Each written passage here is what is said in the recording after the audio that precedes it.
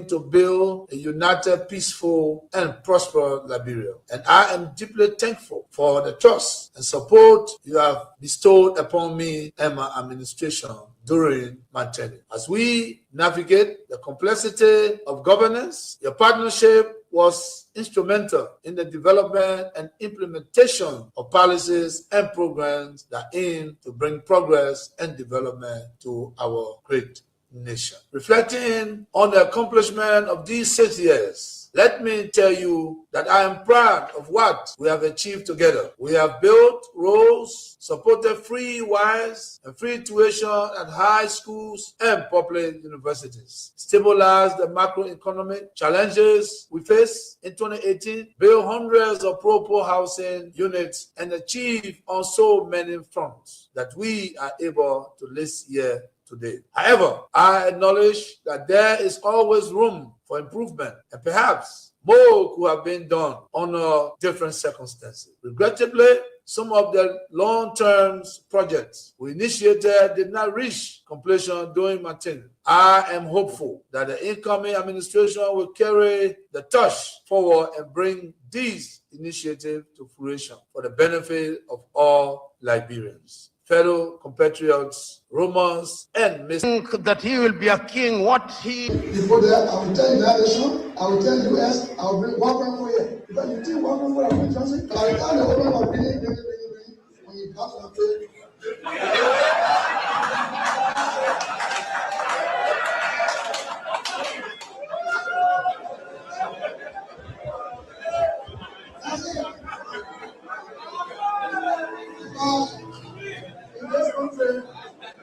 When you elect a clown and you think that he will be a king, what he does is to convert the kingdom into a circus. This is what we must deal with, and this is what we must say. Who do we elect into our public offices? Because, as I've said before, when you allow hyenas to take care of goats, why should you be surprised when the goats are eaten? This is the same. And Africa is only going to realize our potential in all areas when, by dint of choice, we enable and allow our best men and women to serve in different areas. I've heard it being said about Lee Kuan Yew in Singapore. I've heard it being suggested about Mahathir Mohamad in Malaysia. I've heard it being said about Japan. I've heard it being said about other countries, but there was a conscious decision on the part of those individuals and the followership. We always talk about leaders, but we never talk about the followers. The followers must also style up. Africans on average are for some reason attracted to thieves. Africans are for some reason attracted to men and women who cannot serve her. And when they are not served, then they complain. When Africans are told, choose you now whom we shall release, Jesus of Nazareth or Barabbas, they say, release Barabbas. And when Barabbas behaves like Barabbas, they say, why are you not behaving like Christ? It cannot be done. In May of 2001, signed a second of two executive orders, number 13213, Defense Exhibit D310, in which it was stated, and I quote, the government of Liberia's complicity in the RUF's illicit trade in diamonds and its other forms of support for the RUF are direct challenges to the United States foreign policy objectives in the region, as well as the rule-based international order that is critical to the peace and prosperity of the United States. Therefore, I find these actions by the government of Liberia contribute to the unusual and extraordinary threat to the foreign policy of the United States described in Executive Order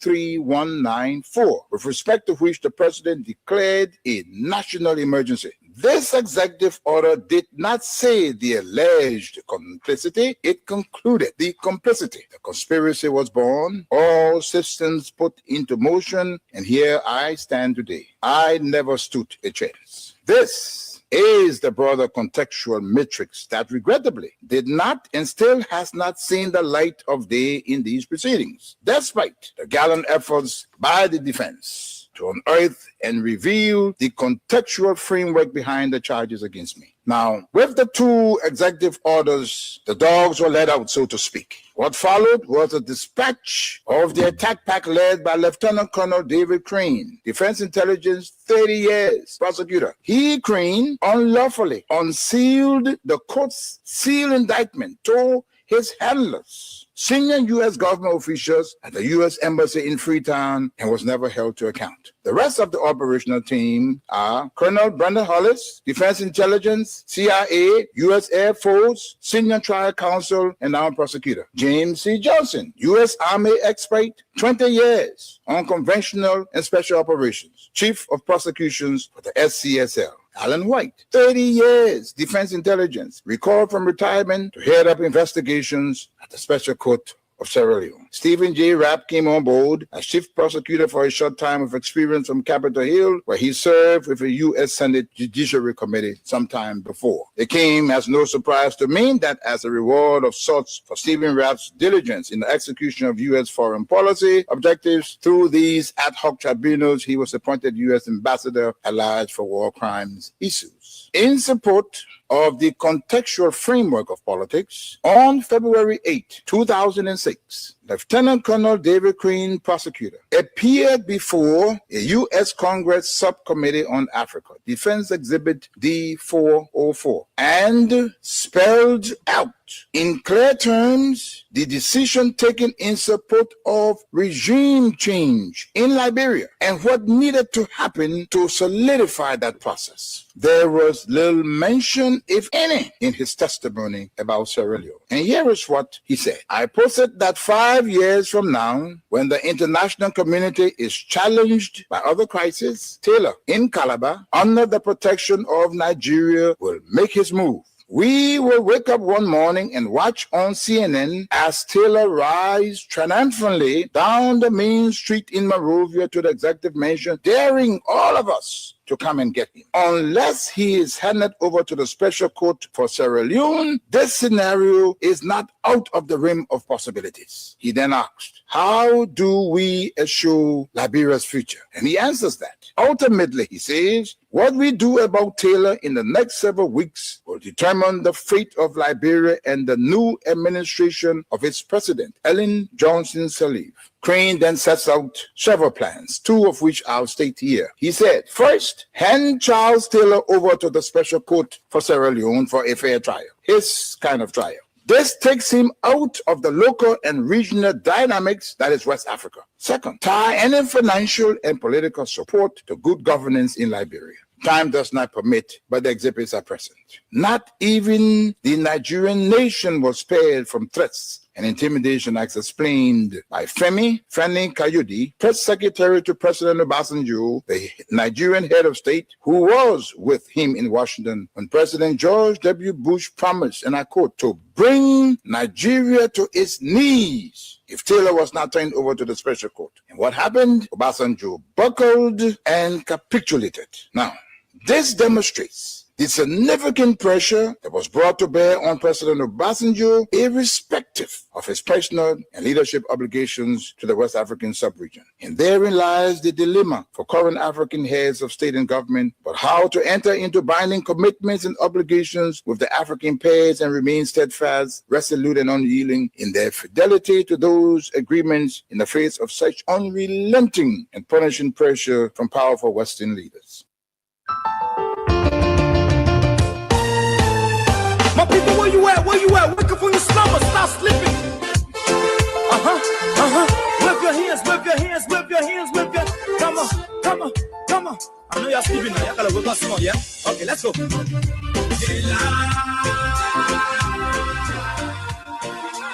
people fool us. The people lie to us. The government betray us. So much I said they lie. The people fool us, the people lie to us. The government betray us. They can lie, they can steal, they can lie. I said we tired with their lies. We tired with their promises. that left And yes, so today is another important moment in our country's history. the preach indeed and not Another important moment in the lives of all of us. so it frustrates us. The moment against us is a beautiful space to continue to engage Tell you that why we voted you. on the issues that we are confronted with on a daily basis. You use us a little. Whether it's about our health, Why? about our education, Why? But that the question that we ask. about poverty. Whatever the situation is, we all need to be grateful that we are alive today. That we still have something called democracy that we can continue to strive to make it better. To make it work for our society and for all of us. The people lie to us.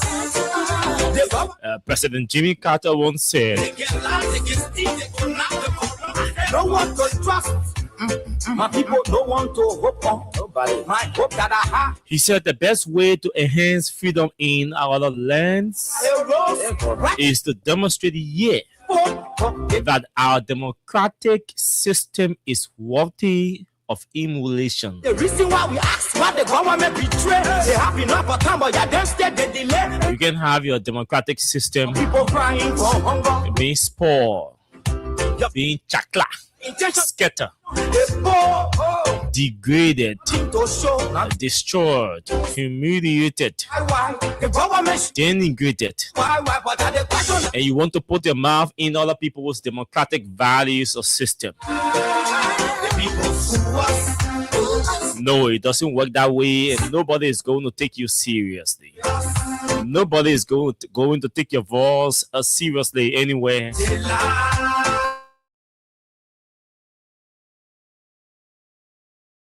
Or the responsibility is on you to fix your democracy. The government Then you have that moral voice can lie, they can to talk about the democratic systems in other countries. Let me say a very, very pleasant good evening to all of you across the country. Good morning, good afternoon, good evening to those of you in the diaspora, our friends, our fans, our critics. retire with the promises that left us to allow the damages. Retire And even those of you who do not like the things we say and the way we say them, it's good to have all of you joining us tonight. so why does you lie? Why does you steal? Why does you allow them Today is the 13th tell you? of January, and yes, 2026 is right here before us. We are experiencing 2026. Why? 13 days going into 2026. Now we ask A lot to talk about. The House is in crisis. The House of Representatives is in crisis. The long-awaited ASLA Minimum Development Agreement was on today submitted to the House of Representatives, or I should say the legislature. who have fought the two separate What do we think is in it? betrayers. What's in the agreement to talk about us? I should say the proposed or the draft minimum development agreement that we need to talk about. Your vision and your mission, your intention to Today we spend all of our time or most of our time going through the draft. Don't ask me how I got it. so why? We've been around for long. Why? But that the question that we ask. And so yes, we want to talk about that tonight. The people sue us. The people lie to us. The government betray us.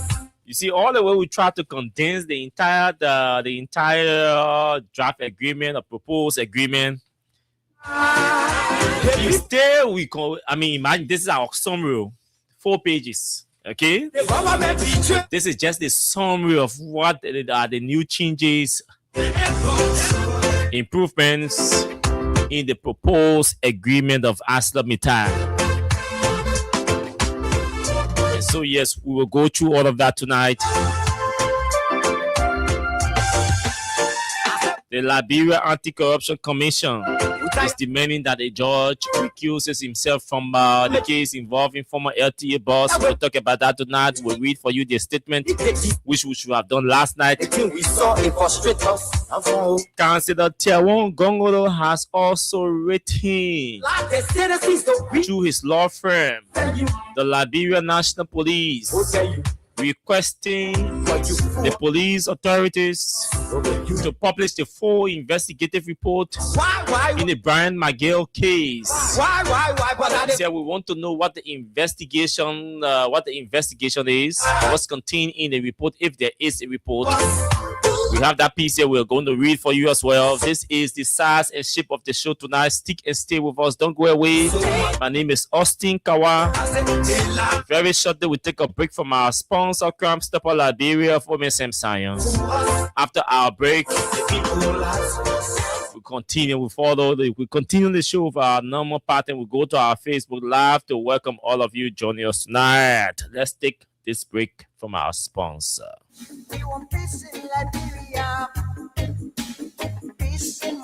Hello. I want to talk about violence. More violence is indiscriminate. It can happen for any reason and to anyone. Until we do something to stop the surge of vigilante-style justice in this country, none of us will be safe. My Liberia is Liberia of hope. In my Liberia, it is possible. Violence is not part of my Liberia. Violence leads to property damage, injury, or even death, as we are seeing in recent months in several parts of Liberia, including Monrovia. Talk to people in your community about violence. Stand up against mob justice. Be a community hero. Liberia is all that we have. We must all unite to uphold the rule of law. This is Old Man Sam Sion, your community crime fighting partner. Thanks for listening. This is Old Man Sam Sion.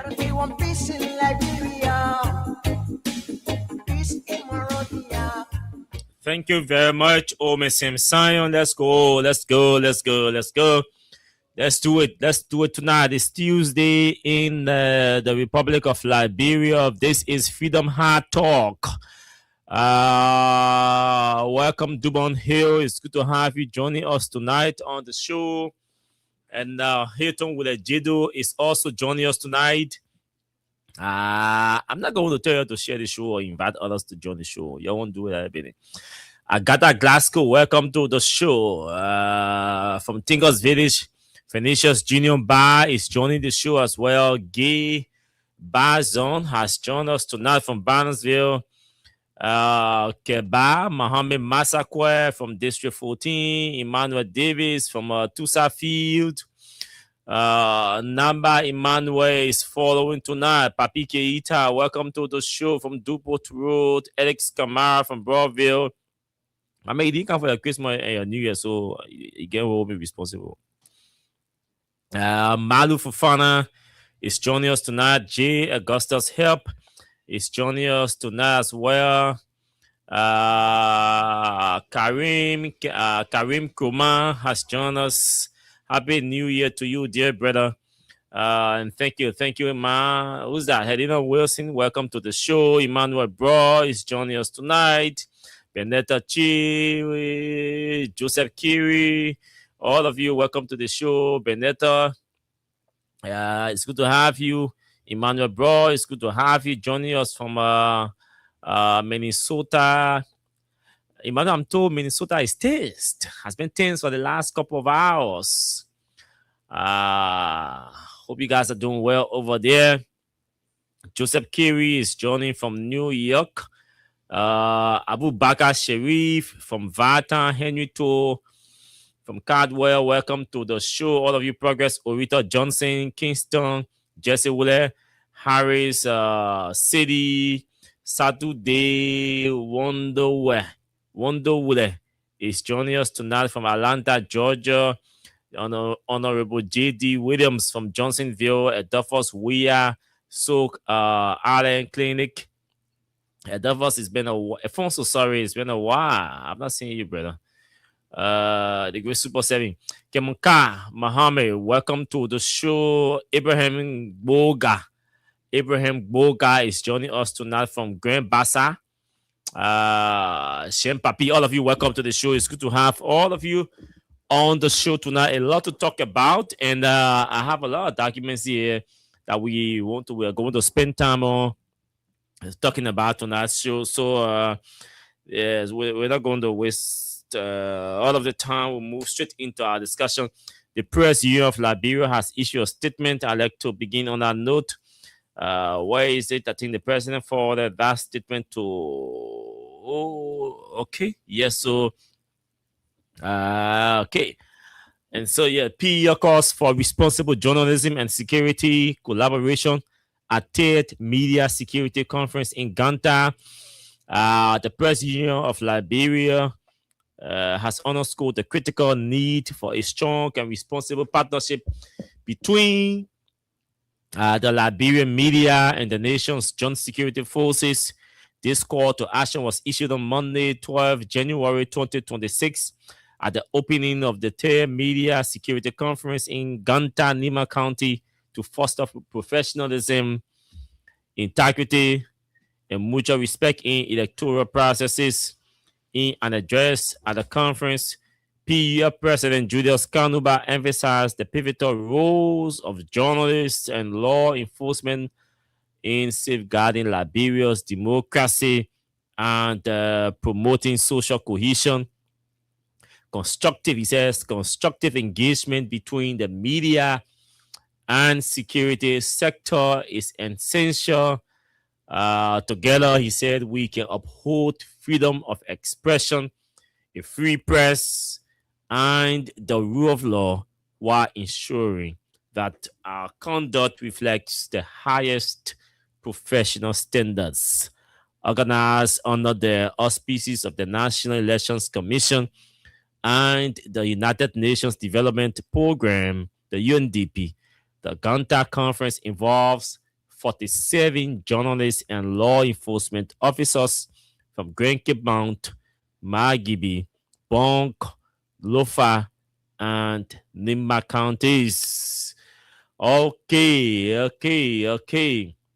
The primary focus of the gathering is to review and update the standard operating procedures that guide collaboration, cooperation, and coordination between the media and security agencies, particularly during electoral processes. Okay, it's an elaborate one, so I'm going to stop here. But basically, we all continue to underscore the need for a strong and sincere, too. I must emphasize on the word sincere. A strong and sincere collaboration between state infrastructures, not just the National Elections Commission or the Liberia National Police or security apparatus.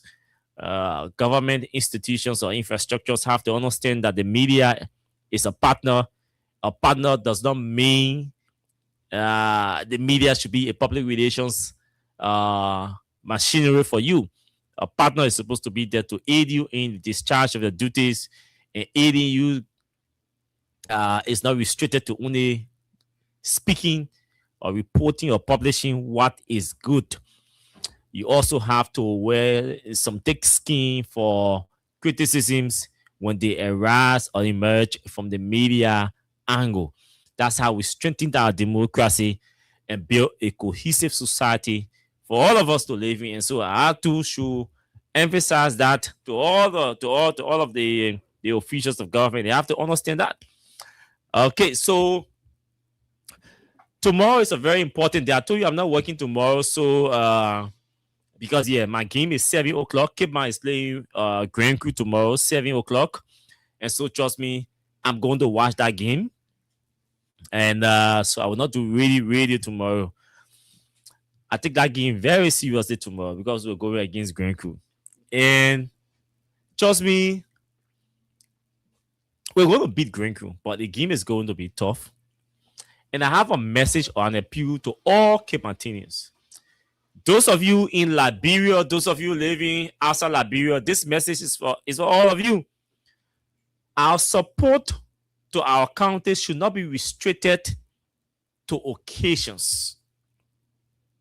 But at this point in time, we appreciate If all of you listening to me right now can just make your meaningful contribution to the county teams,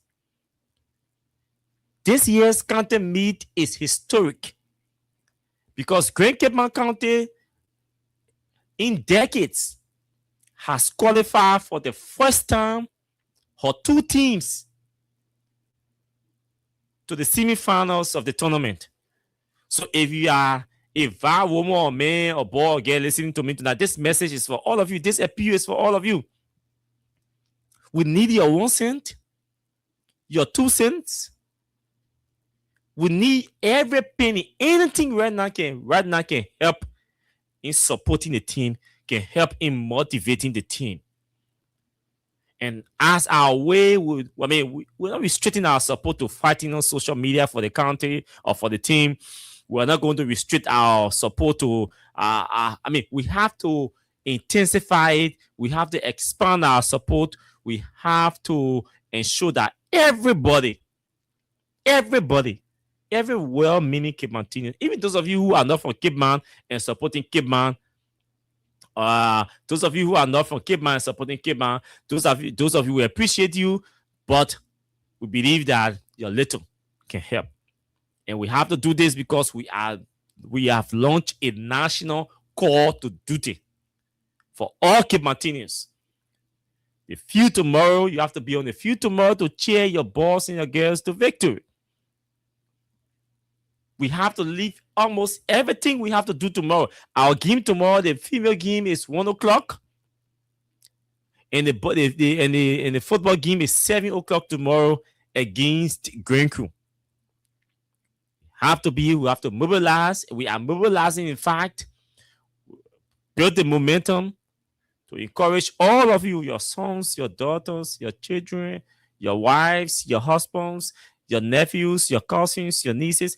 Encourage everybody to wear the green tomorrow, to go on that field, to troop into the SKD tomorrow, 7 p.m. or before 7, because we have to watch the girls' game also and support them, motivate them. I'm going to announce 2 numbers tonight. With the consent of the steering committee, I'm going to announce 2 numbers tonight on the show. You don't have to be a vowed woman or man. The fact that you are a fan of Austin and a supporter of Austin, I believe that, and you see me into something, I believe that you also want to join me to ensure that I succeed. Even if you are from Grand Crew, just because you believe in me, I know you will give, if you get $5, you will give Grand Crew $3 and give Cape Mount $2. I know all of you can do it. It's important, but we need your support. The boys are motivated. They are determined. They are focused. They are concentrated. All of us are rallying around this time around to ensure that the team advances to the final and wins the trophies. But it depends on our motivation, on our financial and moral support to the team. We have the fan base that is currently mobilizing all of the different communities and towns and villages in Cape Mount. They're doing a great job, a phenomenal job. The mobilization team is doing a phenomenal job in Cape Mount. They're in the hamlets in Cape Mount, ensuring that our mothers and fathers can be brought to Monrovia tomorrow to support, to watch the game in support of our boys and our girls. To get them to Monrovia, from Cape Mount to Monrovia, and get them back, we are negotiating buses, multiple buses, that we have to pay for those buses to bring them and carry them back. So, we don't want this to be a political thing. That's why we do not want to rely our financial support to only come from the politicians. We want to make this a Grand Cape Mount County thing. And so tonight, I'm encouraging all of you. I'm going to announce 2 numbers. Those are the 2 official numbers that we are using to mobilize resources for our county team. Anybody going to say, no, this number, send money to the number for Cape Mount, don't do it. Don't do it. Don't do it. These are the official numbers I'm going to announce that we are using to collect or generate money for our county teams. No other numbers. 2 numbers. I'll call the names also attached to the 2 numbers. Say $1, your $2, your $3, your 500 LD, your 1,000 LD, your 20 USD, your 5 USD, your 4 USD. Any amount at this point will support, will motivate, and the teams will appreciate your gesture. Also, the steering committee will appreciate your gesture. So we're going to announce the two numbers. These are the two numbers. They are all, anywhere you are in the world, these two numbers can receive money from you. Any part of the world you are, these two numbers can receive money from you. So let me read the announcement that is attached to the number. Grand Cape Mount County Meet Alert. It is time again. The One Cape Mount support team is kicking off.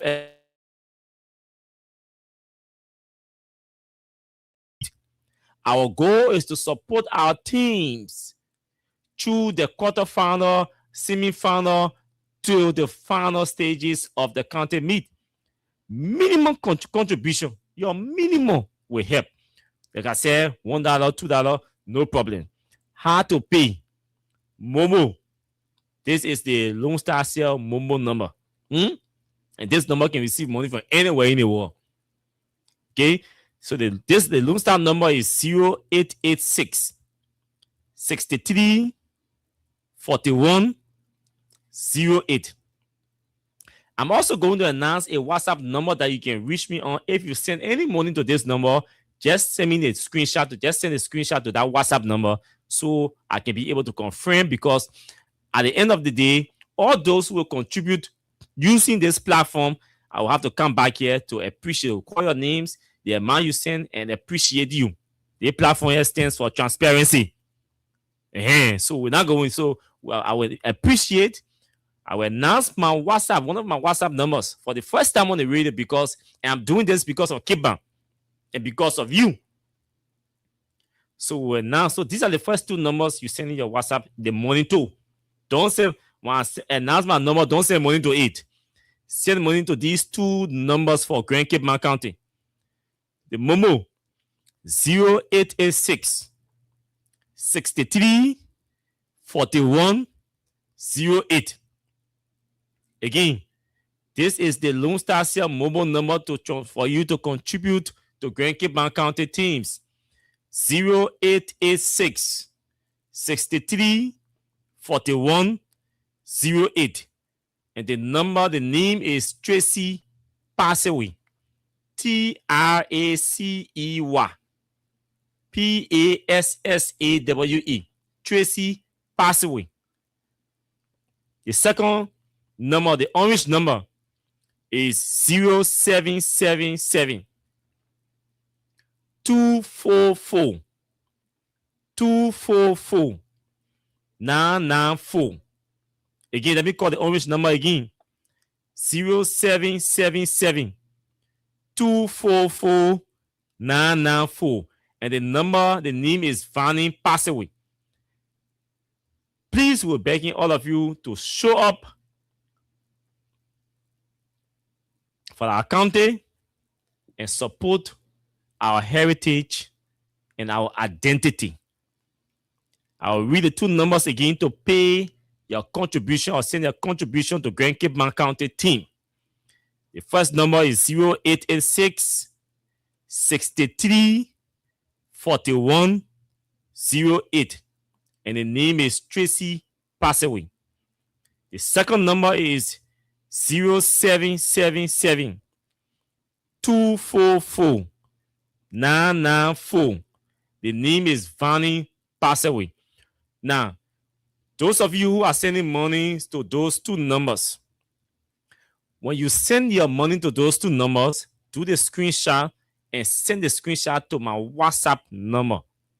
And this is the number I'm going to announce. WhatsApp only. I say call me, or I say send the screenshot to the WhatsApp number. Now, the WhatsApp number, that my own number there. Don't send money to it. Send money to Tracy Passaway or Vanny Passaway, and send me the screenshot. Send the screenshot to my number. This is my WhatsApp number. 0776 722 705. Again, my WhatsApp number is 0776 722 705. I'm receiving messages from people who are contributing to Grand Cape Mount County's two teams that are in the tournament, the kickball team and the football team. Don't send me to say, ha, no. Send me the screenshot. When you say your money to Tracy pass away or Vanny pass away, you do screenshot and send it to me. Or if you're unable to do, if you old person and you're unable to do screenshot, just text your name to me and the amount that you send. Then I will call Vanny or Tracy to confirm. If you owe and get smartphone, but you're unable to do screenshot on the smartphone, when you send your money, just send me a text. Just text me your name and the amount you send and the number you send it to, whether that Tracy or Vanny, I'll call them to confirm.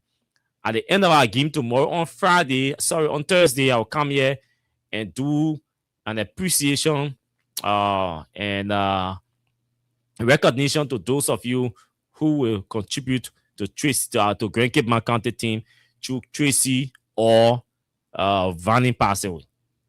Please, if anything you understand, I will come back to repeat it, but we have to talk politics. We have to talk politics, so I'll come back to repeat it. Now, a lot is happening in our country, folks.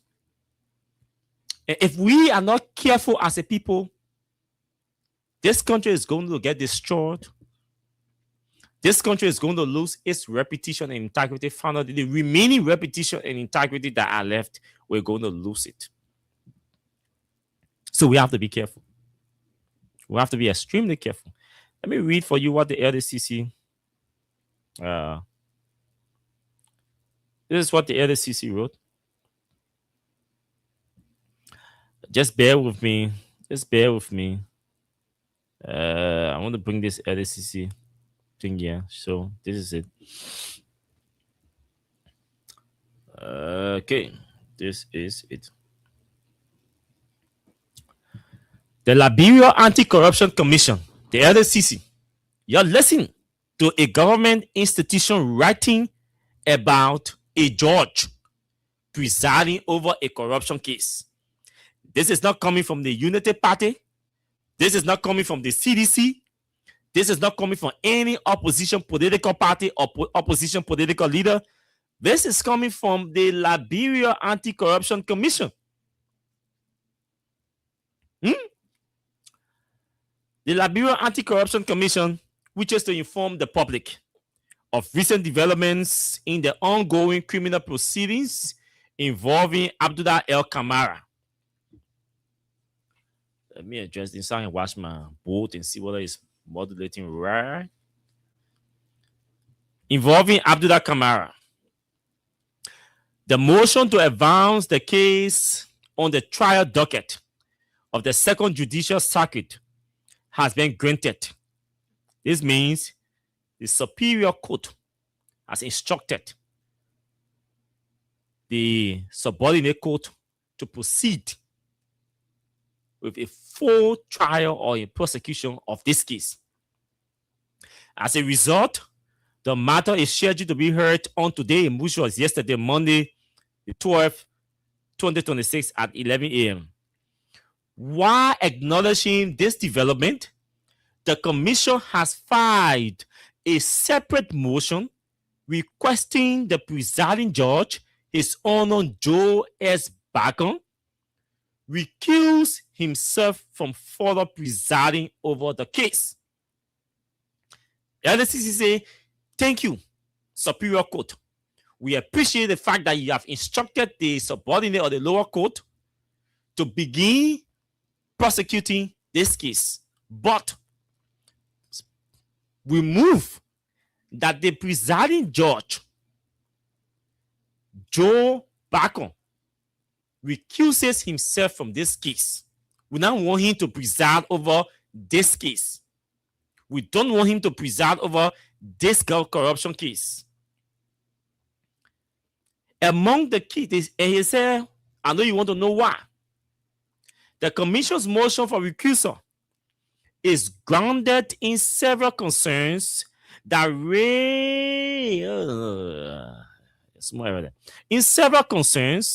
raise serious questions about the judicial neutrality and the appearance of impartiality required in criminal proceedings. The judicial neutrality. They say the concerns are about the judicial neutrality and the appearance of impartiality that is required in criminal proceedings. Among the key issues cited are the following. These are the issues they're about to raise. 1. The application of civil procedure in a criminal matter. The presiding judge previously granted a motion to drop Abdullah El Kamara from an indictment by relying on a provision of civil procedure despite the matter being criminal in nature. He used civil procedure to drop a defendant or a suspect from a criminal matter.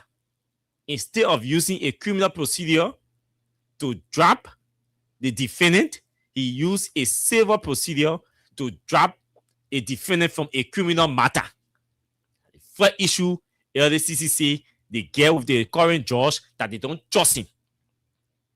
The second issue, they said failure to apply statutory provisions on amending indictments.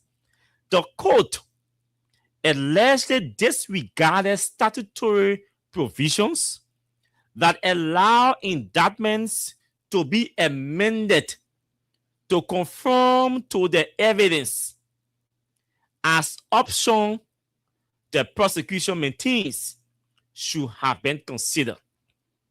What they're saying here is that under our criminal procedural law, the prosecutor reserves the right to go back to the court and say, this is our indictment we brought here. Please give it back to us. Either there is an error and we want to correct the error, or we have additional evidence and we have an evidence that we left out, so we want to amend it to include additional evidence in the indictment. Or we misquoted some of the charges and want to correct the charges in the indictment. It is acceptable in criminal law. So the LSCC is saying the judge denied or refused to allow the LDCC to amend their indictment. Because what was the issue? The issue was Abdullah Kamara and his lawyers argue that the indictment recognized Abdullah Kamara as head of the Liberia Telecommunications Authority. So Abdullah Kamara went to the court and said, no, I am Abdullah Kamara. But at the time the matter happened, or the case, the issue they are accusing me of, I was not head of the LTA. So how can you address me as head of the LTA in a matter that did not concern the LTA? I was not the head of LTA, so you can hold me liable because he was addressed as head of the LTA. But at the time the indictment was done, he was head of LTA. But at the time the commission of the crime was allegedly committed, he was not head. So he argued that no, it is me actually that allegedly committed the crime. It is me, Abdullah Kamara, that is being accused of committing this crime. But at the time the crime was committed, my name was Abdullah Kamara, but I was not head of the LTA. But in the indictment, they addressed me as head of the LTA. It was on that basis that the judge, Joe Bacon, dropped Abdullah Kamara from the case. So LSCC is saying no.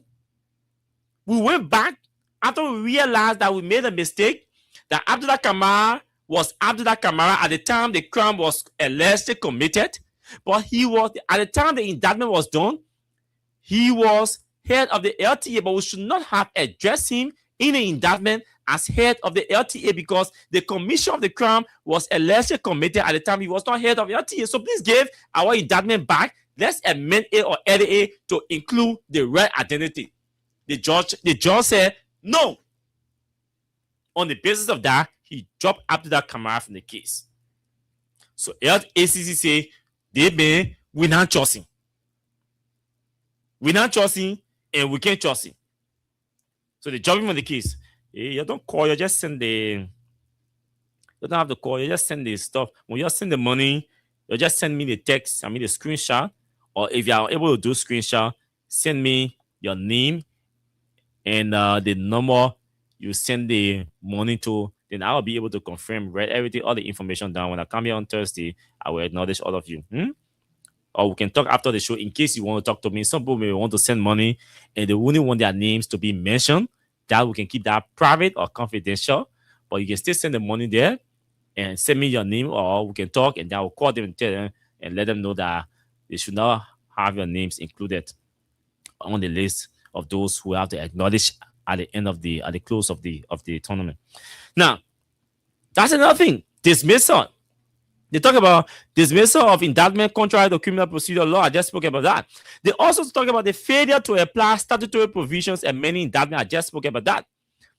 Then they said, unusual speed in hearing the motion to advance.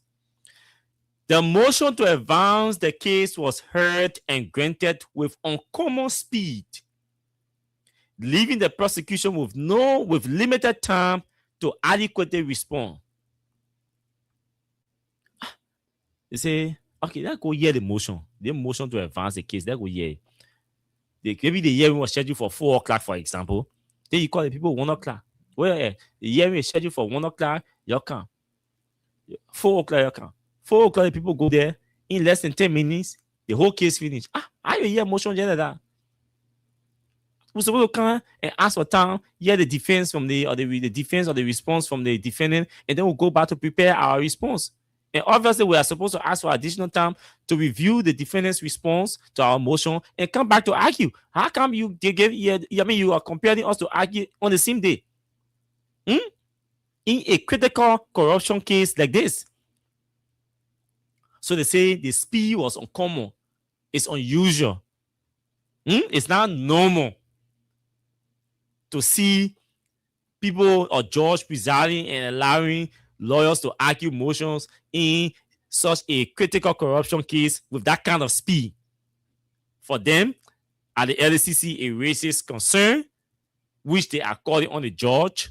They are questioning the partiality of the judge, and they want him to recuse himself.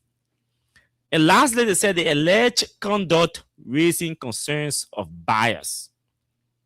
The presiding judge was seen the presiding judge was seen socializing with the defense counsel shortly after issuing a ruling favorable to the defendant, an action that raises concerns about the appearance of impropriety. The presiding judge was seen socializing with the defense counsel shortly after issuing a ruling favorable to the defendant, an action that raises concerns about the appearance of impropriety. At this point, the judge, you just rule in a case, and your ruling favors James John. Just after your ruling, we see you and James John lecturing, socializing, laughing. You're socializing. So LACC said, no, we believe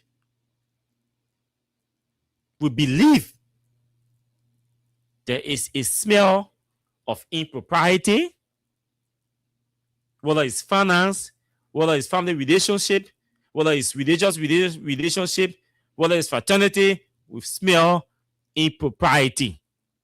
And to be on the safe side, we do not want this judge to preside over this case. They said these actions demonstrate bias or the reasonable perception of bias and undermine confidence in the court's neutrality. The commission argues that allowing the judge to continue presiding over the matter risks prejudicing the state's case and eroding public trust in fair administration of justice. If this or these are not enough reasons for any human being with 5 senses working to ask a judge to recuse himself from presiding over a case, then I don't know what could be a better way to appreciate your senses or your sense of reason. And in my opinion, these are reasonable grounds established in this case involving Abdullah Kamara. And I think in a serious court, no superior judge is supposed to even delay. No judge, in fact, where these critical issues that border on integrity, fairness, and independence of justice, of justice, awarding justice in our country are raised. The judge himself is supposed to be announcing by now that he announcing his recusal from this case. But the point I'm making, the point that I need you to know is that the Dixon Sibo Fonante case, they raised these same issues about compromises, in some cases, tampering with evidence and hiding evidence or shielding evidence and submitting their briefs or their indictment to the lawyers late at the jamming space, not giving them the chance or enough space to review their indictment and be able to prepare their response or reply to the indictment and all of that. So what we say, it was a political matter. So Fonante didn't want to politicize the case. In this one, it is the LACC that is raising the same thing. So it says to me that this is the pattern of judges at the court. They use their political connection, they use their social or religious connection or relationship to trample on justice, to undermine fairness in the courts, and erode public trust in our judiciary system. This is wrong, this is scary, and this is terrible. It is so terribly bad and disturbing to the extent that no Liberian or ordinary Liberian will ever have any confidence in our court system. And this is the issue I was raising last night. When Liberians listen to this radio tonight and hear that the Liberia Anti-Corruption Commission is raising similar concerns that are being raised or that were earlier raised in the Capital Benin Arson case, when Liberians listen to this show tonight and realize that the Liberia Anti-Corruption Commission, a government entity, is publicly saying she does not trust the courts,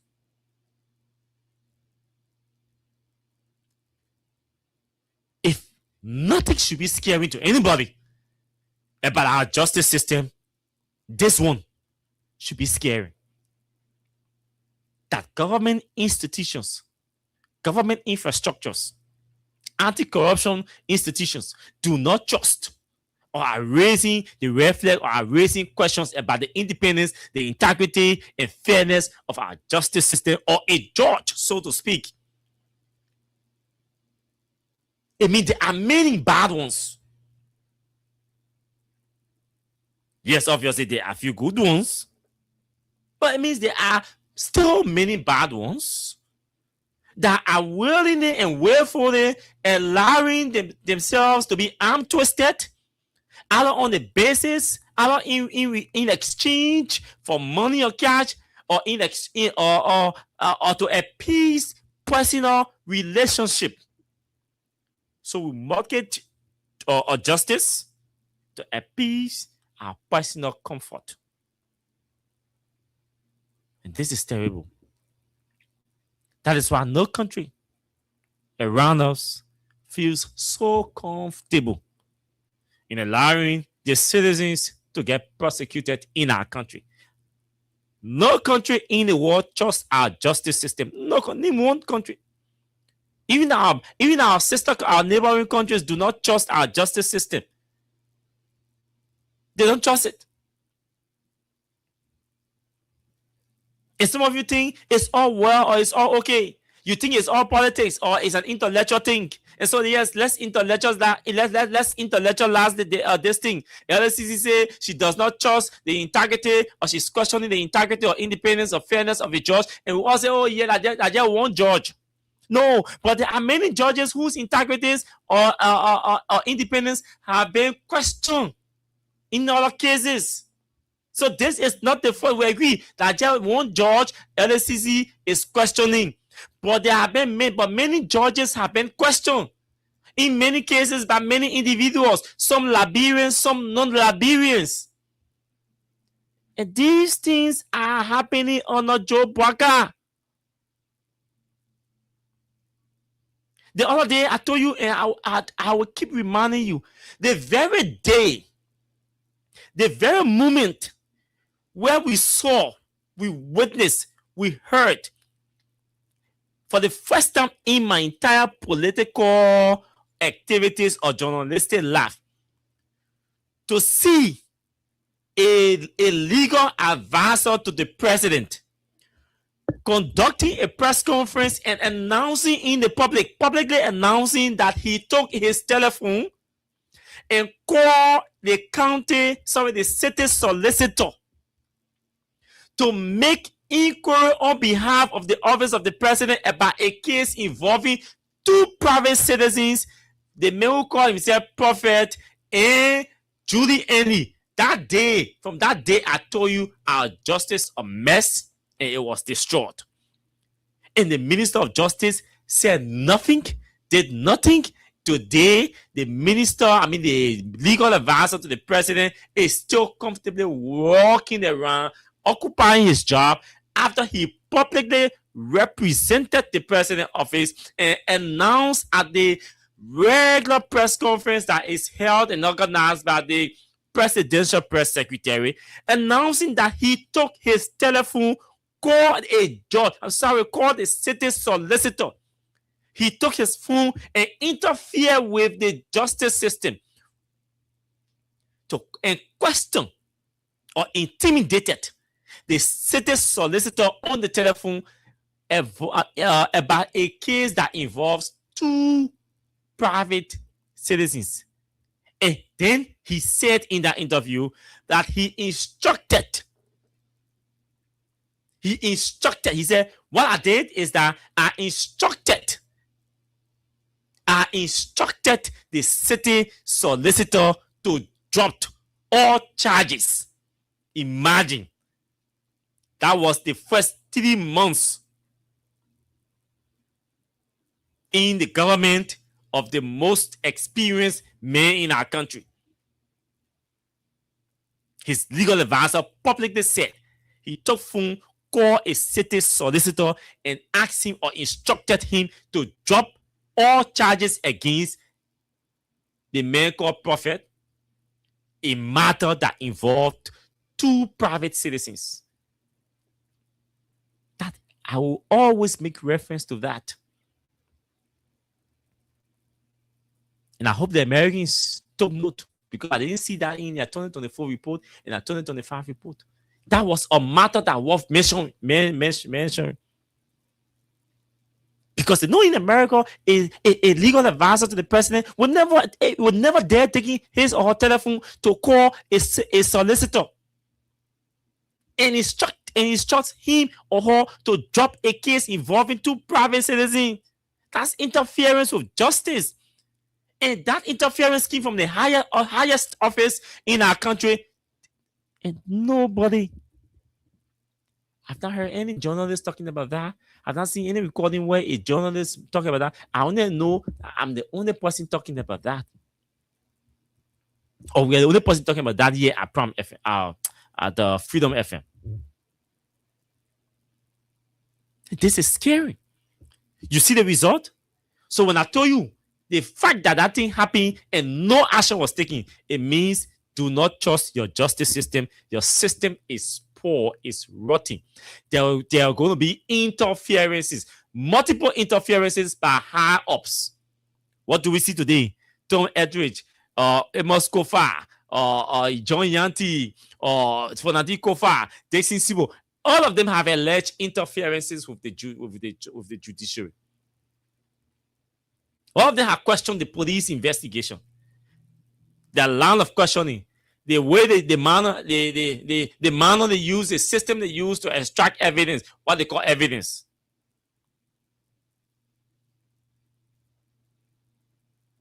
This is where we are. So LSCC is crying today. Tomorrow that the asset management, asset recovery will start crying. So it's good that their own government institutions are crying about or complaining or expressing distrust or lack of confidence in their justice system. In their justice system. And this statement from the LSCC came out just yesterday. New Year gift. 2024, 2025. The third year in the government, LSCC is still complaining. Individuals are still complaining about the independence of the judiciary. They don't trust it.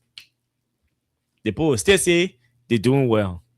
But Liberians, that's left with Liberians. So what has Councillor Gongo written? In this case, Councillor Gongo has written something. Tier 1 has written something that we need to talk about. Okay, I'm standing Sheriff of Broadview, City, person of both of Boatan, Pogba District, Grand Cape County, adjacent, blah blah. I understand. I don't know whether you want to announce this. I will not announce the amount until you confirm. I just simply to as my little contribution. Stanley, you are highly appreciated.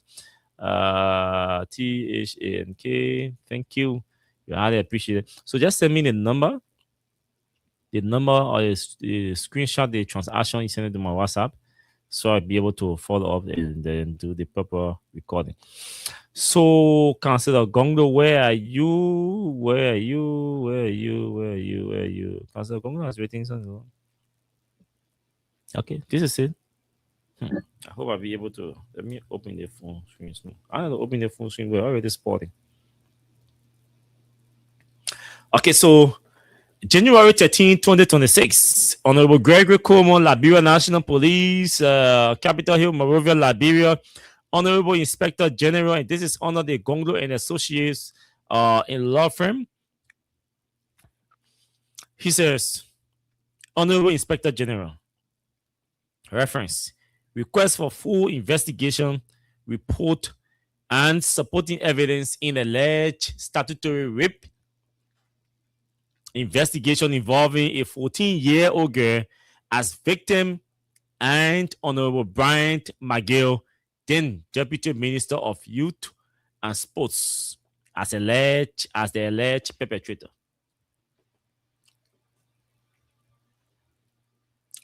We present our compliments and write in our capacity as legal counsel to the family of the minor child, age 14, who in September 2025 reported an allegation of rape against Honorable, you're still calling him Honorable, man.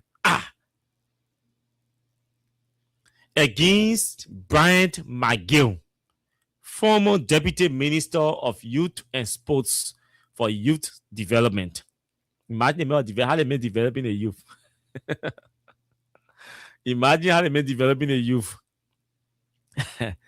We are informed by the family that on January 12, 2026, the Liberia National Police released a final investigative report to the public, indicating that the suspect was found not to be culpable following extensive investigative measures, including forensic and technical analysis conducted both locally and internationally. While we acknowledge the efforts of the Liberia National Police in conducting what appears to have been a thorough investigation under challenging circumstances, we respectfully request in the interest of transparency, fairness, and the rights of the victim, that the following be formally made available to the family through undersigned counsels. 1.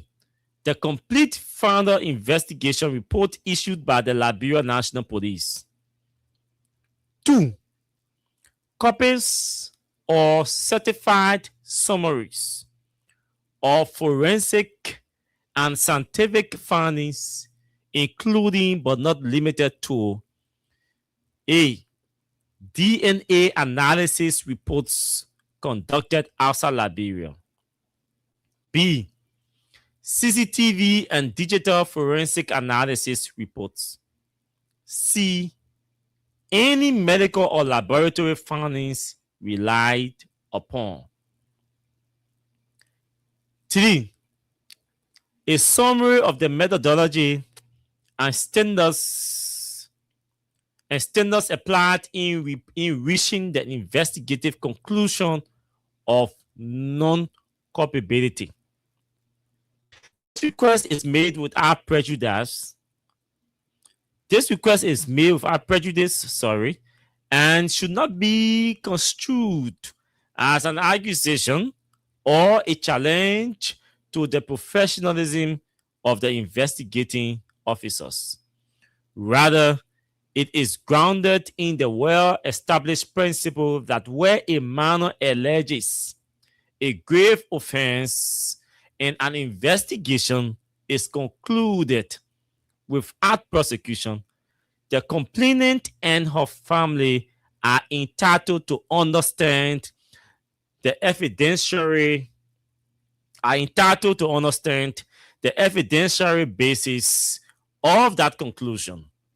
Transparency in such sensitive matters is essential not only for the confidence of the affected family, but also for sustaining public trust in the integrity and impartiality of law enforcement institutions, particularly in cases that have attracted huge public attention and involved exceptional investigative procedures.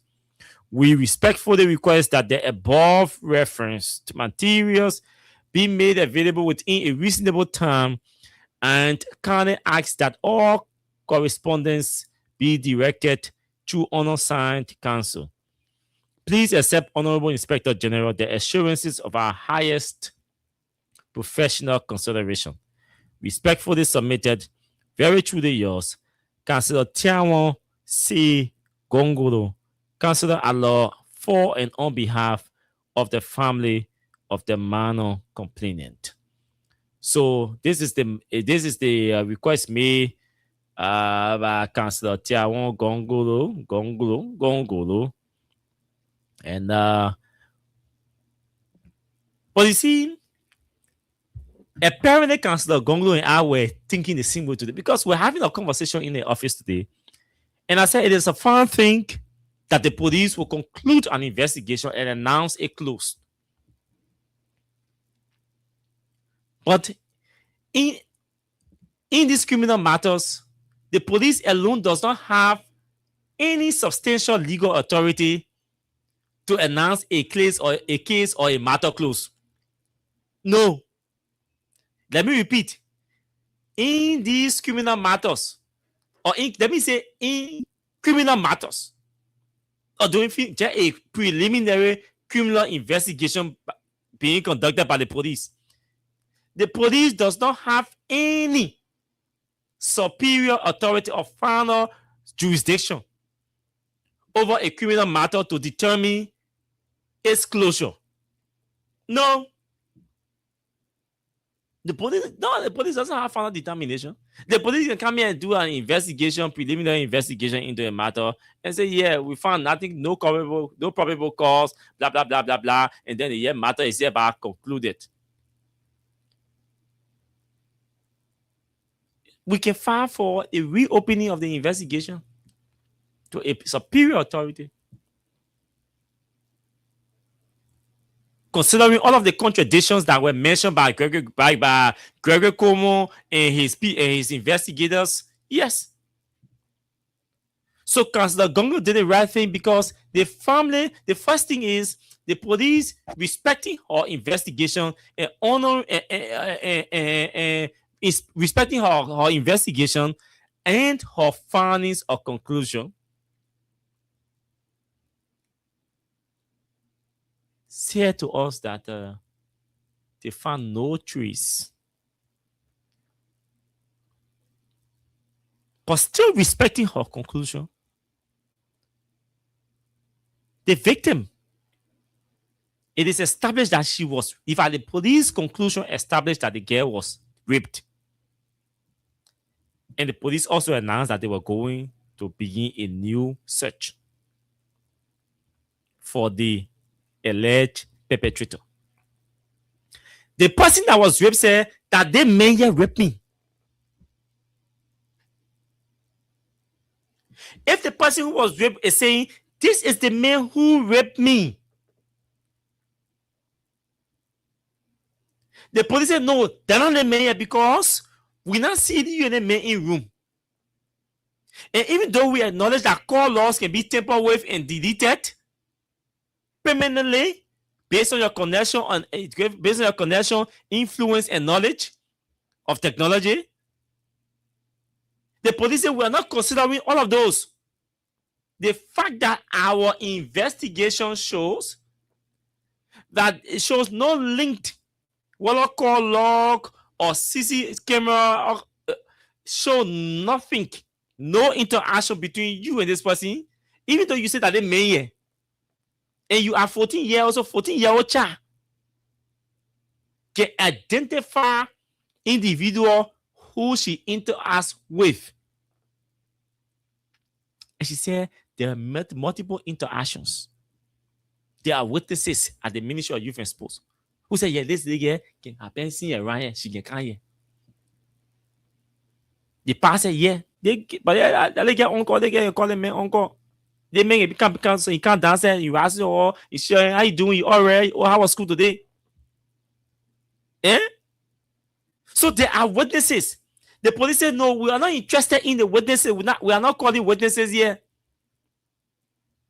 We're not calling no witnesses here.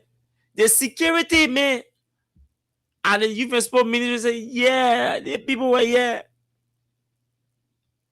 The police said, we're not calling anybody. We don't want no witness.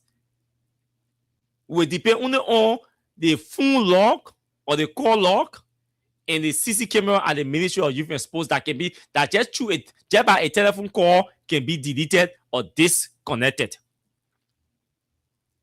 That is the thing that how we say I can do that thing. How we can do it? I can distort your whole CC camera installation. So you don't even need to go to be at the office to do it. Somebody, oh, the thing happening in there. What time they may have to go there? No. You don't need to go to. You don't even need to go to the office, depending on the installation that was done, to even distort the CC camera installation at the Youth and Sports. You don't need that. You don't need to do that.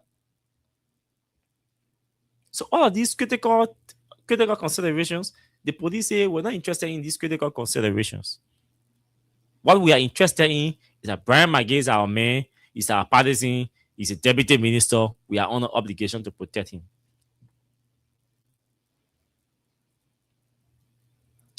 We saw for the first time he held a press conference today.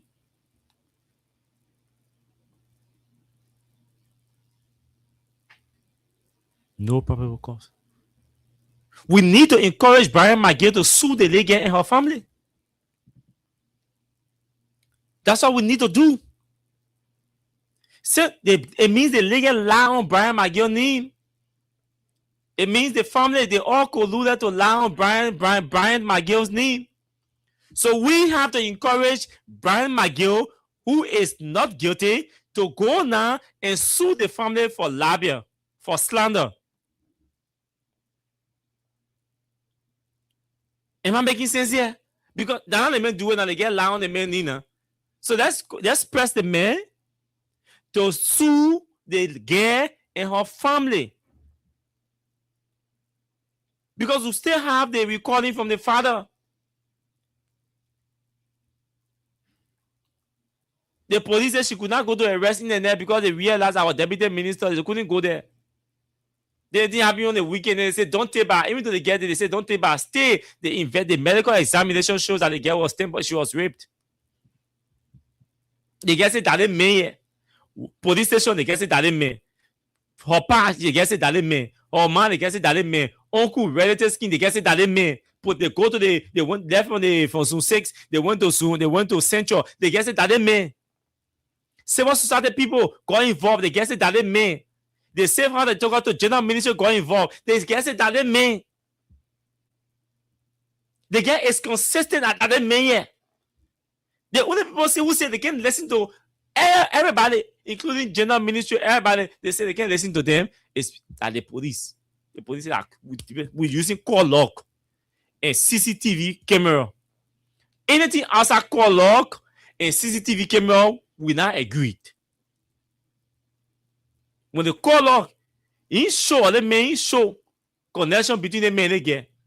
When CCTV camera show connection between the men again, we will conclude the case.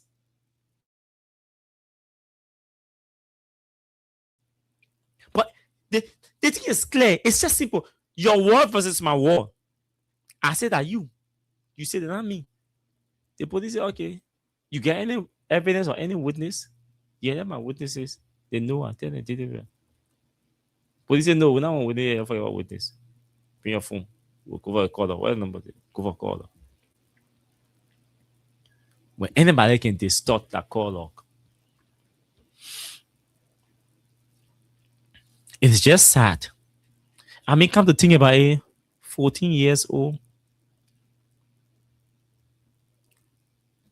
14 years old. Brian McGill is older than me more than 20 years, I assume. Yes.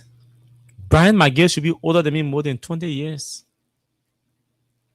Or at least around 17, 18 years older than me.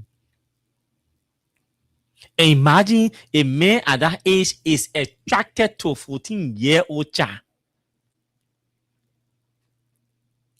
Can you imagine? I mean, what's the decency in men? Older men these days. No decency. No decency. No integrity. No value. No passion. Where is the compassion that is supposed to come along with fatherhood? The dignity that's supposed to come along with fatherhood. The respect for children. The love we are supposed to show to kids. Where's that responsibility that we are supposed to share, to give to kids? No, the society, I mean, our officials, they lost everything. They have nothing. No value, no quality, no love, no compassion, no humanity, nothing. We abused the system. We abused the resources. We abused the asset. We abused the children again.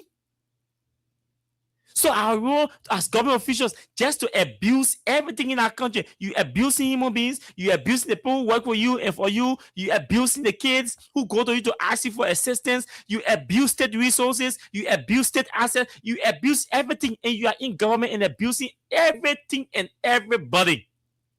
Where is the dignity?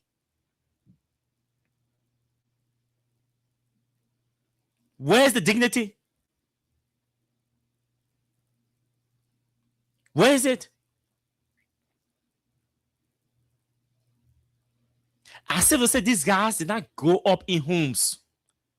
As if to say they didn't grow up in a civilized environment. You know, I listened to a press conference today talking about, saying he came from America, this, blah, blah, blah. I said, all right. There's nonsense you are being in America. But now you're in jail. But I dare him to go back to America and go get a job. He ain't going to look for a job in America. You can't get it. the case here is recorded in the American system. He can't go to America for a job. With the rape and sexual harassment thing behind him, he go to America, he can't get a job in America. You're paying. He will stay here, live here forever. He can't go to America. Because it was so far behind him that they made a rape here. And this case was compromised and temporary because he was a government official and so blah, blah, blah. These are different documents. They won't go letter. Civil society people letter protest. We send everything behind him in America. And see who will trust him with do it. He can't get a job. He can't work anywhere in America anymore, anywhere in Europe. You will stay ready at work. The day you hear him leaving the country, he going maybe for visitation or he's going chill on vacation, he comes back. All that thing he's doing, in Liberia, we saving the security system, saving the rescuing. They didn't indict him. They say, okay, just be here, be up already, be hustling privately. But even in Liberia, Brian McGill can get no job in Liberia. If they get a job, it means they're not president. Joseph Boakai said cannot appoint that man. Boakai can make some reckless, careless, and irresponsible decisions and choices. But trust me, Joe Boakai will not appoint that man. Maybe that one of the many things, Mama can't be consultancy, can't be consultant here. Mama can't be manager here. And even when we hear it, the optics we're chasing out.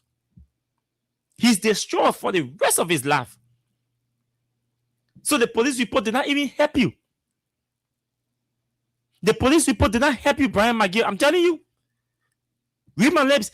Tomorrow you will say, Austin Kawat said this on the radio, that this report has further damaged you.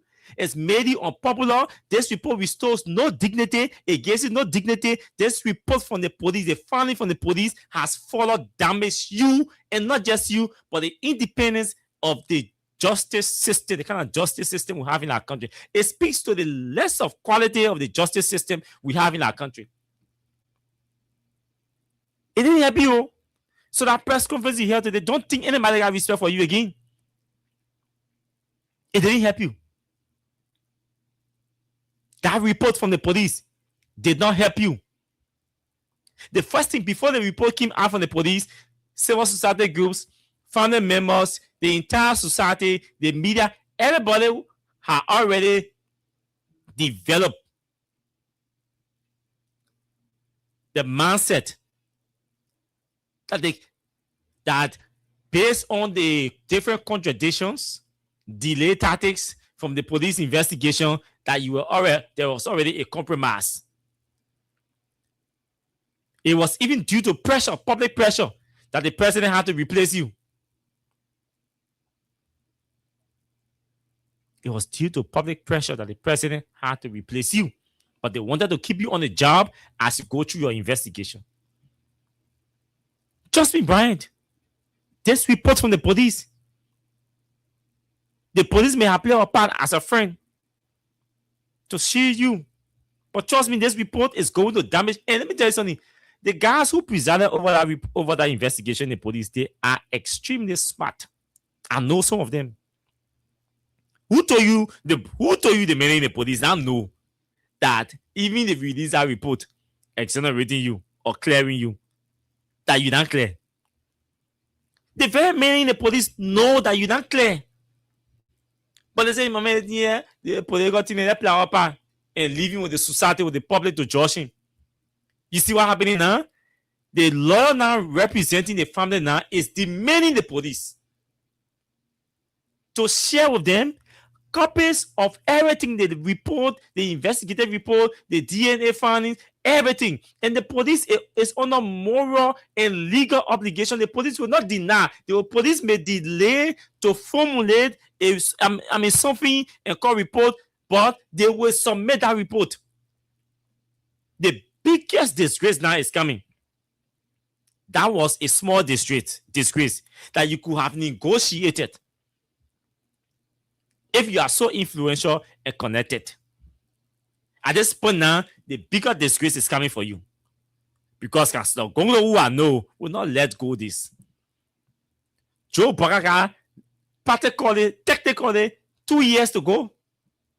Technically 2 years, 2026, 2027. Nobody will have time for Brian McGill in 2028, 2029. Everybody will be campaigning again for re-election. Joe will want to get re-elected. He will be campaigning for re-election. Joe Biden will be campaigning for re-election if by God's grace, if he's well, strong, and healthy as he seems to be now, he will be campaigning for re-election. Who will have time to be defending Brian McGill? No. And this matter is also going to be a major campaign in 2029.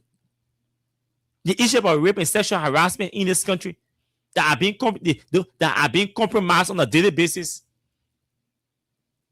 And Brian McGill will be referenced in the history of our country for the rest of his life. So this finding did not save you. This investigation did not help you. This investigation, the conclusion from the police investigation further indict you and it embarrassed you. They didn't help you. Those boys at the police are smart guys. They're smart. They say, let's take the thing from our head. That's what they've done. They are taking it from our head. They're taking it from our head. Mama, you're taking that thing from your head. Let me go for a case also with the people, with the public. This is where we are today. So, Councillor Gonglo, I salute you. Hats off to you. That's why some of us still believe that there are still few people in this country with integrity that the society can rely on. So we appreciate you for that. And some of us are going to elevate. We're going to use our platform as a major source of support, as a major support base to your engagement with the government on behalf of the family involving this, pursuing this case. And so we are viewing this, and all of us should stand with Councillor Gonglo to ensure that we get to the logical end of this matter. It's important. Oh, so on today, the long-awaited Mineral Development Agreement involving ArcelorMittal landed in the legislature. Yeah. So they finally submitted ArcelorMittal's agreement to the legislature today. Okay, sorry. Yeah, let me read the number again. Sorry. Somebody is asking me to please read. Somebody is asking me to please read the number again. So let me read the number for those of you who want to contribute to Grand Cape Mount County teams in the county meet, either because of my sake or because you are from Grand Cape Mount County. The money can be plenty. Imagine 20% send 500. That good money there to the county team. It can't be much. We don't want plenty money going. We want more people contributing. Imagine 20, 10, 15, 20, 30% and send 500. We'll raise good money to them. We'll make good contribution. So you gotta send 1,000 or 1,500. We just want more people contributing. So let me read the number for you asking. So the two numbers, the first number, and this number is for those of you who have asked to kindly join us in supporting our teams in this year's county meet, Grand Cape Mount County. So these are the two numbers. If you just join us, we're also talking politics. We're also advocating for all of us, and we are also raising resources to support my county team and our county team, Grand Cape Mount County. When I thank God tomorrow, I will support you. I will stay with you. Today, I'm at Tamu. Don't say because I'm from Cape Mount, so I will not do it. You're doing it because of me. So the mobile number is 0886 63 41 08. Again, the mobile number is 63 41 08. That's the Lone Star Sierra mobile money number. 0886 63 41 08. The name is Tracy Passaway. And then the orange number to contribute to Grand Cape Man County team because of me and because you are from Cape Man or because you are from Cape Man. 0777 244 994. Orange money 0777 244 994. The name there is Fanny Passaway. Those are the two numbers to send your contribution to $500, $1,000 LD, 15 LD, 25 LD. Any amount we appreciate. Now, when you send your money to those two numbers or out of those numbers, do the screenshot or send me text of the amount you send. Because I'm going to do a list with Tracy and Vanny to do a whole list to verify all these transactions that are going in so we can record them when we come here on Monday so we can acknowledge that we receive your money and appreciate you. So those are the two numbers. Now I'm going to call my WhatsApp number for you to send your screenshots or your messages to that number. 0776 722 705 0776 722 705. That's my WhatsApp number. If you send your money, text that number, and then I will do the recording. Thank you so much. Now, so on today, like I said, Mitasti, how the person? Okay, somebody believe me. Let me see. Okay, currently I don't have smartphone, okay, but with some phone to do. Man, yeah, no, it's not an issue. Don't worry, it's not an issue. Yeah, once you don't have smartphone, it's not an issue. So let's talk Mita. Ask the Mita. You see, so this agreement has a background. Oh, hello. Yes. I'm fine. I'm on the radio. Who's this? Okay. So it has a background, and I don't know. We don't have the luxury of time. Yeah, we have time to talk about it. It's important.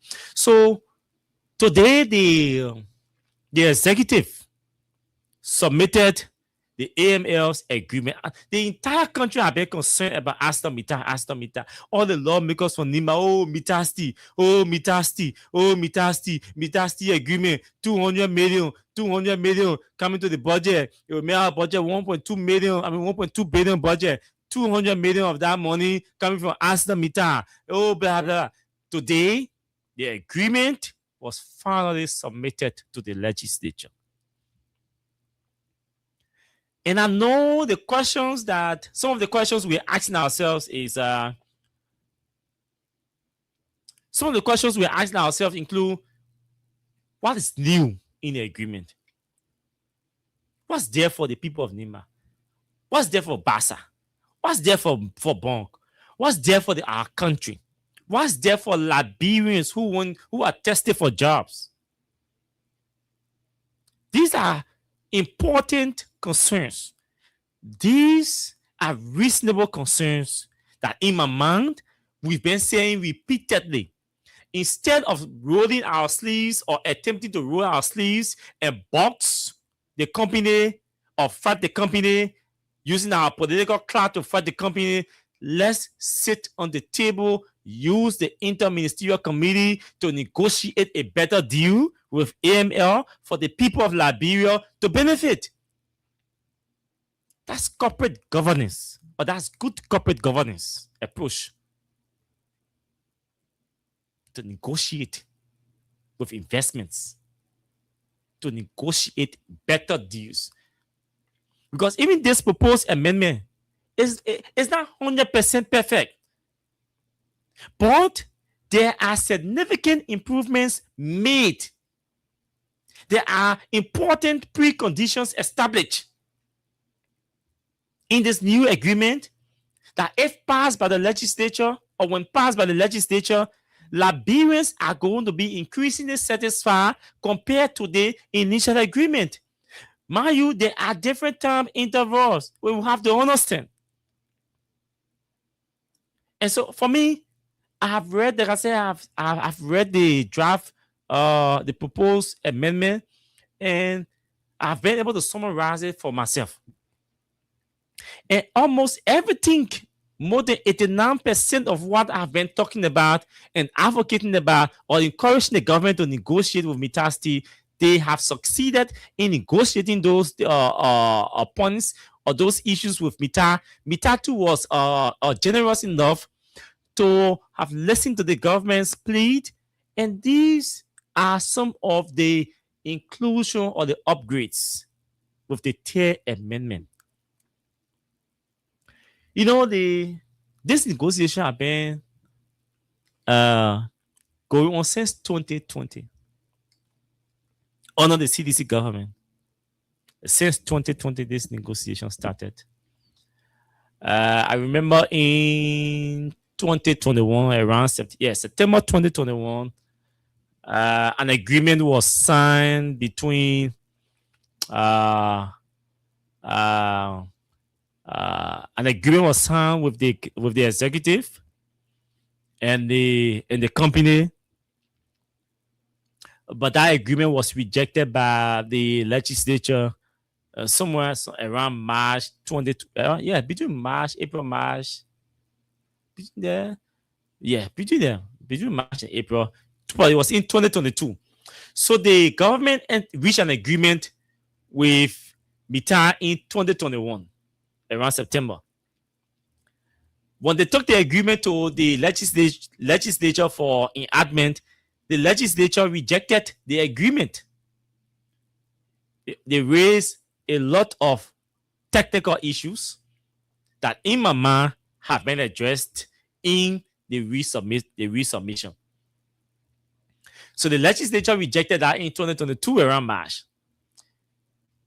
And like I said, they believe that certain things were not included, in the agreement, or were not needed in the agreement, and so we should take it back, blah, blah, blah. It was a whole haul. So after 4 years, 2020, 2024, so after 4 years, the company and the government have negotiated, and the executive branch has finally submitted what they call, or what I consider, an improved edition or an improved amendment or agreement to the legislature. In my mind, this new agreement should, depending on implementation from the government side or relationship or supervision from the government side, that would not include buyout or compromises, which I know Mittal will not settle for if there is no political pressure from the government. That's why we want you to know what's in the agreement, so you can be able to pressure the government to liaise with Mittal and ensure that these terms and conditions in the new amendment are implemented within the required space and time. So we don't get to start fighting the company. Like I said, it may not be perfect, but it is a good agreement. I can say that. It is an agreement that will ensure that we get more benefit from our iron ore. Our iron ore. Our own iron ore. This new amendment will ensure that we get more benefits on both sides. We as a people will benefit better than the first one. The company also will benefit. Once she's or look at her return on investment, she will benefit. It's going to be a contract that other investors, that will attract other investors, or that may attract other investors into our country.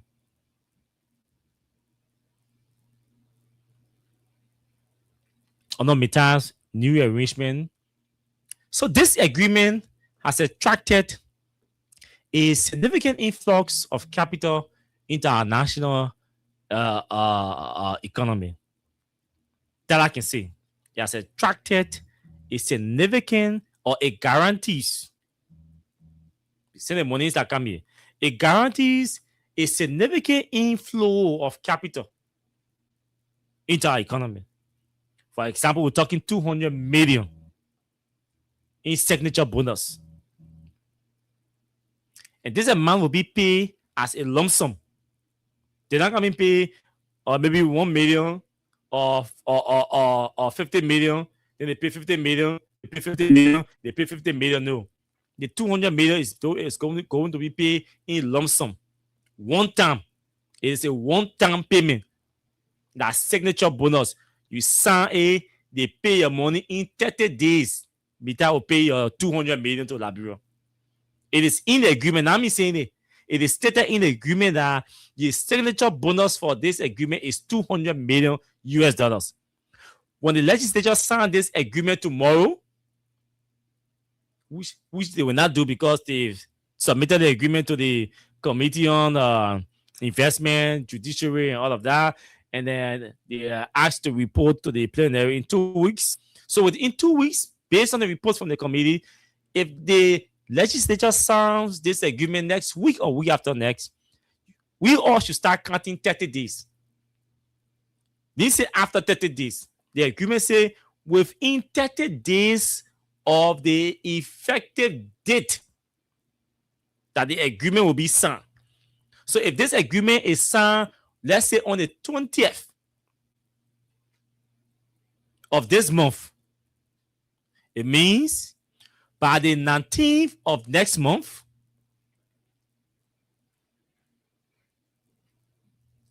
our money supposed to be in our account. Mita will be paying 200 million US dollars into Liberia's account. That is in the contract. It's not negotiated on the side. It's in the contract. When you sign, when the legislature sign, the signature bonus for signing, 200 million within 30 days. So it's possible that after 5 days, Mita will pay the money. After 10 days, Mita will pay. After 15 days, Mita will pay. That's why they say in lump sum. One-time payment.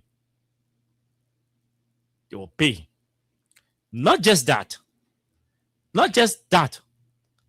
There's a reason why I'm excited, because when you advocate or you stay for something and you are experiencing the reality, you are experiencing it happening, it brings pride to you. We told you that with Mr. Bouaka and his government was not going to do anything new, right? They will tell you that. So when you see Bouaka and raping people doing anything, we say, we say, we happy because we told you, we see Bouaka not fighting corruption. We say, hey, we told you this people were not going to do anything new. So you say, when we come to you and say, hey, this company is a decent company and is willing to negotiate, but politicians should stop using politics to fight the company, call the company to the table and sit down and negotiate with the company. And we saw that the government listened to us, invited the company, sat down and negotiated with the company. Today, these things are happening. We feel proud of ourselves that our advocacies are not going in vain. People are listening. Not just that. There is also an annual community fund. Annual community fund meaning every year, ArcelorMittal is going to pay $5 million. Every year, ArcelorMittal will pay $5 million to Nima County, Bon County, and Grand Bassa County. And that money is intended to fund projects in those counties. Enough for lawmakers to eat again and start fighting. Because when they give the money, lawmakers eat the money, you see no development in the county, then the pressure goes to the company and say, oh, the company ain't doing anything. That's why we are announcing the year, oh, Nima County, you're listening. Bon County, you're listening. Bassa, you're listening. Y'all don't go to Mita City to go protest or to go cause the people mad, the people power and say the people ain't doing anything in your country. The new agreement here, there is a $5 million. Initially, it used to be $3 million. Initially, it used to be $3 million. It's no more 3 million. This time around, it is 5 million US dollars. The company has added 2 million on the 3 million they were giving you initially. So now you, the TD county, is getting 5 million US dollars for development purpose in your counties. We will remind you every day. Don't go to the company and say the company ain't doing anything. You wait the 5 million to the company and say the company must do something in your county. Good. You say no, don't wait for it. This money is for your corporate social responsibility fund to the county to support local projects in the county. The company say yes, we increase your money from 3 million to 5 million every year for development. Imagine 5 million for development in your county every year. Just imagine. And still the counties are complaining about social infrastructures, lack of social services. Where will the money going? The company has increased it again. So you're the better people, you're the Gio, Mana, Mandingo people, you're the Bassa people, you're listening. Mita is going to give the 3 counties 5 million every year when the legislature signed this agreement. And that money is not for scholarship. That money is for social development in your county. For social projects. You're listening. And so you don't say, nobody talk about it, we now know. Don't say, nobody talk about it, we now know. Don't say, you don't know. Not just that. The company is saying this amount will be adjusted every year to address inflation. What that means is that the company is supposed to give you 5 million every year. But at times, due to inflation, the value for money can drop, it can depreciate, or it go up. And whichever way the case, your money will still remain 5 million. It will not drop. Inflation will not affect the money. It will still be 5 million. So they will adjust. When it depreciates, it goes down. They will adjust it up to reach 5 million. They're clear about that one. Now, also the new agreement is proposing a 200,000 annual infrastructure oversight fee. What does that mean? It means that every year the company is going to make that money available for the government to oversee and monitor the real operation. The real operation. The usage of the rail. That money is intended for the government to monitor or oversee the operations of the railroad. This will ensure that the infrastructure is protected. Who is going to do that? This amount is not going to anybody else but the National Rail Authority. So in short, Mita will give the 3 counties 5 million annually. Mita will also give 200 million to the government. Mita will give 5 million every year to the 3 counties. Mita will also give 200,000 every year to the National Rail Authority for them to manage, to monitor, to supervise, to protect the rail facility. Not just that. Mita say they will increase. They've increased their annual money license fee for 500,000. 500. Initially, they were paying what? 50,000. Initially, Mita were paying $50,000 as their annual license fee, their money license fee. But Mita say, beginning 2031, they will start paying 500,000 as the annual license fee. So every year, beginning 2031, every year, Mita will pay 500K. Every year, 500K. Every year, 500K as license fee. Not only that, they say that the company says every month the royalty that comes to the government will be 4.5 on the FOB Buchanan price instead of the old payment that was made for the 5 days after the end of the quarter. What that means, I think I take my time to explain that one.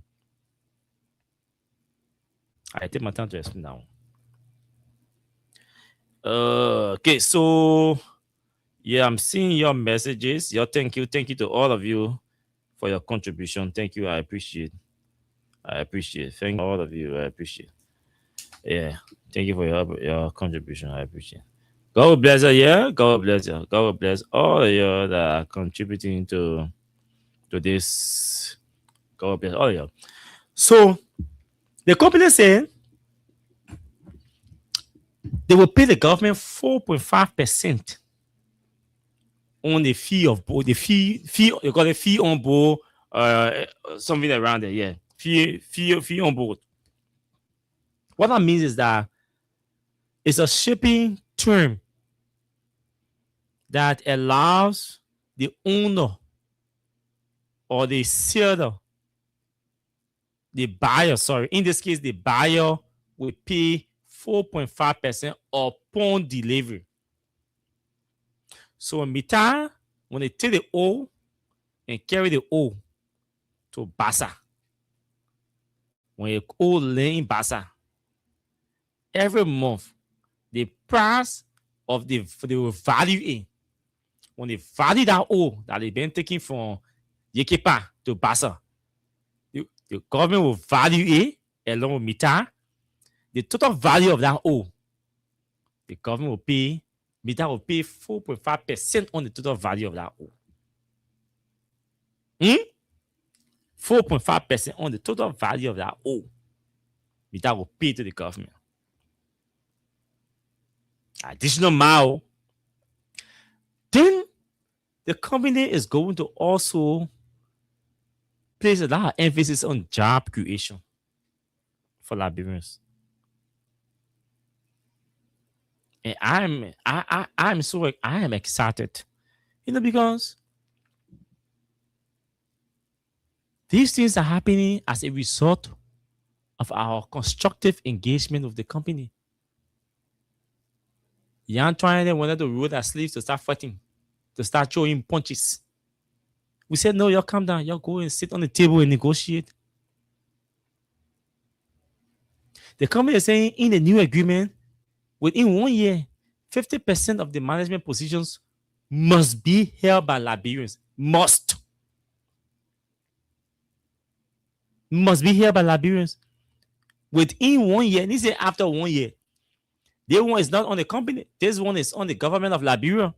Because in the new agreement, it says that it requires that 50% of management positions in AML must be held by Liberians, which will take the number to 75% in 5 years and 90% in 10 years. So within 1 year, we're going to check management, all the management positions, 50% of the management position. When I 30 management positions there, 15 of those management positions will be must be held by Liberians. That was in the new agreement. When I 1,000 management positions there, 500 of those positions must be held by Liberians, left exclusively for Liberians. That's what it means. It is in the agreement. And within 5 years, it was going to increase to 75%. So every year, within the first year, meaning within the year, because if they pass the agreement next week or week after next, we start checking within 1 year. It will start transition. The transition will start taking place. If there are 30 or 50 or 100 managerial positions, it means they will start clearing the way for 50 Liberians. But I know most of the managerial positions already occupied by Liberians. So that one may be easy for the company to transition.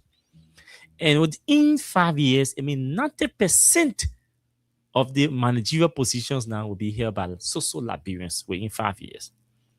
And then the top management position in the company within 1 year, one of the top 4 senior management positions.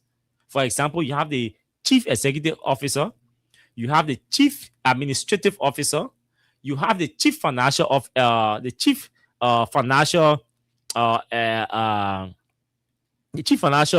administrator, and you have the chief operating officer. Those are the first 4, the top 4 positions at Mitasti. In this agreement, it is requiring that upon the passage of that agreement, one of those positions must be held by a Liberian. This is reasonable. If the legislature think it's unreasonable, they want 2, that one that they can put it there. And then you go on with hiring preferences. Some of these things are already happening, which I know of. Hiring preferences should be given to Liberians. If they got 500,000 annual budget for training, they call it technical scholarships available for students with preference for those in Nima, Bonk, and Grand Bassa. I say no. That 500,000 I'm talking about here. $500,000 will be allotted every year also in addition to the $5 million that will be given to the 3 counties. There will be a $500,000, $500,000 awarded for, they call it technical scholarship, with preference to students from Nimba, Bonk, and Grand Bassa. There will be a new vocational training. The new campus of ArcelorMittal Liberia vocational training will be established also in Grand Bassa. So Mitasti is going to build a new vocational training institute in Grand Bassa. They will build it. It is in the agreement. It is in the agreement that they should build. The AML will build a new vocational training campus in Grand Bassa. It is in the agreement. And then it is also in the agreement that AML will make direct annual contributions to the University of Liberia's Mining and Geology Institute and the community colleges in the 3 affected counties. In addition, don't forget $5 million going to the 3 counties, and then $500,000 is going for as technical scholarships with preference to students from the 3 counties, and then they're going to build a vocational training campus in Grand Bassa. And then they are also going to make annual contributions to the University of Liberia's Mining and Geology Institute and the community colleges in the 3 affected counties. But guess what? There are going to be infrastructure upgrades that will benefit local transit and trade also. For example, the bridge, bridge and road paving, they're talking in the agreement requires that ArcelorMittal will repair the 2.5 kilometer bridge and the St. John River Bridge. Plus, they're also going to pave the concession road in Buchanan that connects the city's main streets. So you go to Buchanan, you see the road going to AML facility in Buchanan. Yes, they're going to. The agreement requires that they will pave that road straight into the concession area that connects the main streets in Buchanan. And then the agreement also requires that AML will pave the Sanikode Road. AML will complete the pavement of the road from Sanikode to Yekepa. That one, it is not a corporate social responsibility that somebody will say it is an option. It is not an option. The agreement stipulates that AML will pave the road from Sanikode to Yekepa. It is in the agreement. And then you go on with environmental protection. My memo Ali also getting 100,000 every year from Mitasti for water supply. So yes, $100,000 payment of water, payment for use of water. The company will pay $100,000 every year to the Liberia Water and Sewer Corporation for water use at its facilities. So the water that AML will be using our facilities, the now water and sewer put it there. The now water and sewer be it there. But the company say, even though they didn't put it here, but that you're presiding over water being in the country, the water we are using here for using your water in Liberia on this facility, we are going to pay $100,000 every year to the Liberia Water and Sewer Corporation. They're going to pay that money. And then there are other issues. Multi-user rail system is established. We'll find time to talk about these things or continue talking about these things. The upgrade of the rail, the rail revenue sharing is everything is inside here. It's laid out. So, folks, Mita and the government have reached this agreement. Something happened today in the House of Representatives, folks. But it's see that it's 3 minutes after 10. I'll play this recording and we'll talk tomorrow about the House. But I will advise that Richard Kuhn has to be careful. Richard Kuhn has to be careful. Richard has to be careful. I'll play this recording. Very interesting recording. Listen. This is the voice of Grand Bassa County, Bon County representative, Mema Briggs Mensah. Listen to her. As mentioned, you can control the floor and get a vote. You can do such a thing with yeah and nay. Again, let me be on the record for that. Not because you can control the floor and do that. But you can do this and embarrassing us. How can you have one portion and you got all of the portion? Okay, we'll talk more about this tomorrow. Time is not my friend, but clearly the $5 million to the is for the TV counties only. Is for Bong. The $5 million is going to Bong County, Nima County, and Grand Bassa County. Yeah, the $5 million in the social economic project.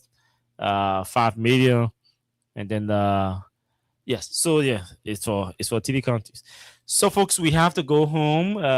Time is never our friend, and so we want to appreciate all of you who may have contributed to our county fundraising tomorrow. We appreciate you again to continue. You have the numbers already, but we have to go. I'm not doing show tomorrow because I'm going to support Grand Cape Mount County tomorrow against Grand Crew. We shall be back here on Thursday by God's grace. Until we see, do have yourselves pleasant moments in your respective areas. My name is Austin Crumpstepper Liberia of Omen Simpson will take us home.